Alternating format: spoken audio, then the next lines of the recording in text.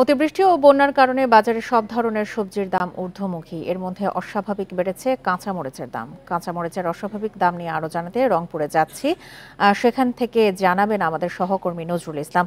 নজরুল, বাজারে কাঁচামরিচের দাম কেমন দেখছেন, সরবরাহ কেমন? এখন জন্ম সনদ দিয়ে খোলো বিকাশ স্টুডেন্ট অ্যাকাউন্ট। নিজের বিকাশ নিজে কর।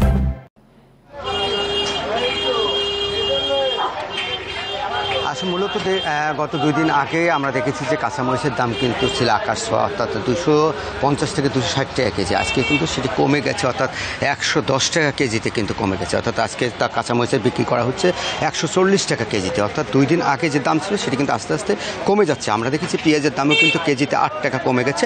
এটি কিন্তু কমার একটা কারণটা হচ্ছে ব্যবসায়ীরা বলছেন যে অর্থাৎ ভারত থেকে যে আমদানিটি সেটি কিন্তু আস্তে আস্তে হচ্ছে, এই কারণে কিন্তু কমে গেছে। আরেকটা বিষয়ে বলছেন যে তারা বৃষ্টি কিন্তু কমে যাওয়ার ফলে কিন্তু এই যে সব জমি যে কাঁচামরিচ রয়েছে সেটি কিন্তু অর্থাৎ যারা কৃষক রয়েছেন তারা কিন্তু তোলা শুরু করছেন। এই কারণে কিন্তু কাঁচামরিচ আমদানি বাড়ছে, এই কারণে দামটা কমে গেছে।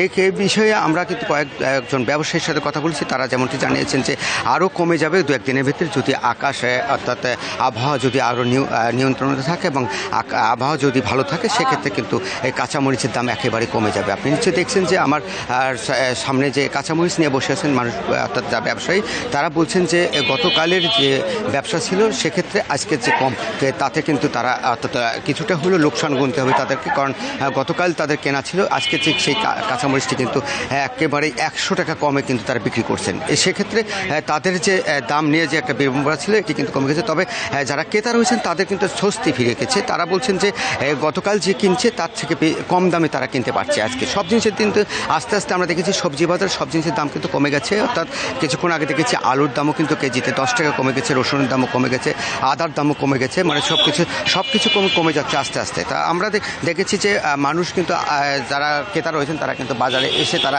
তাদের যে নিঃশ্বাস রয়েছিল এবং আগামী 2 দিন আগে গত 2 দিন আগে যে বেশি দামে কিনছে সেটা কিন্তু কম দামে কিনতে পারছে। নজরুল, আপনি তথ্য সংগ্রহ করতে থাকুন। এরই সঙ্গে আমাদের সাথে ইতিমধ্যে যোগ দিয়েছেন শেরপুর থেকে আমাদের সহকর্মী। জানাবেন শেরপুর থেকে আমাদের সহকর্মী মেরাজ উদ্দিন। মেরাজ, শেরপুরে কাঁচামরিচের দাম কেমন দেখছেন? এছাড়া অন্যান্য যেসব সবজি রয়েছে সেগুলোর দাম কেমন? দেখেন, দেশের সীমান্তবর্তী শেরপুর জেলা, এই জেলা কিন্তু সবজি, শাকসবজি এবং কাঁচামরিচ সহ অন্যান্য কৃষি পণ্য কিন্তু উৎপাদন হয়ে থাকে এবং এই জেলার চাহিদা মিটিয়ে ঢাকা সহ বিভিন্ন জায়গায় কিন্তু নিয়ে যাওয়া হয়। আর এখানে কিন্তু প্রতি বছরই কিন্তু এই কৃষকরা এর উপরে নির্ভরশীল এবং এখানকার যে উৎপাদিত পণ্য বিভিন্ন জায়গায় এখান থেকে পাঠিয়ে কৃষকরা এখানে লাভবান হয়ে থাকে। আমি আপনাকে একটি বিষয় জানিয়ে রাখতে চাই যে এই শেরপুর জেলায় ইতিমধ্যে যে পাহাড়ি ঢল, টানা বর্ষণ, পাহাড়ি ঢল এবং বন্যার পানির কারণে ইতিমধ্যে কিন্তু এই যে কাঁচামরিচের ক্ষেত যে রয়েছে এবং শাকসবজির ক্ষেতগুলো ব্যাপকভাবে ক্ষতিগ্রস্ত হয়েছে। বিশেষ করে কাঁচামরিচের এখন শেরপুর জেলায় উৎপাদন নাই বললেই চলে এবং এই ক্ষেত্রে কিন্তু আসলে কাঁচামরিচের দামটা অস্বাভাবিকভাবে বেড়ে গেছে। আমরা আজকে এখানকার যে খুচরা ব্যবসায়ীদের সাথে কথা বললাম, তারা যেটা জানিয়েছে যে শেরপুর জেলা 320 টাকা থেকে 360 টাকা কেজি কিন্তু কাঁচামরিচের বিক্রি হচ্ছে কেজি।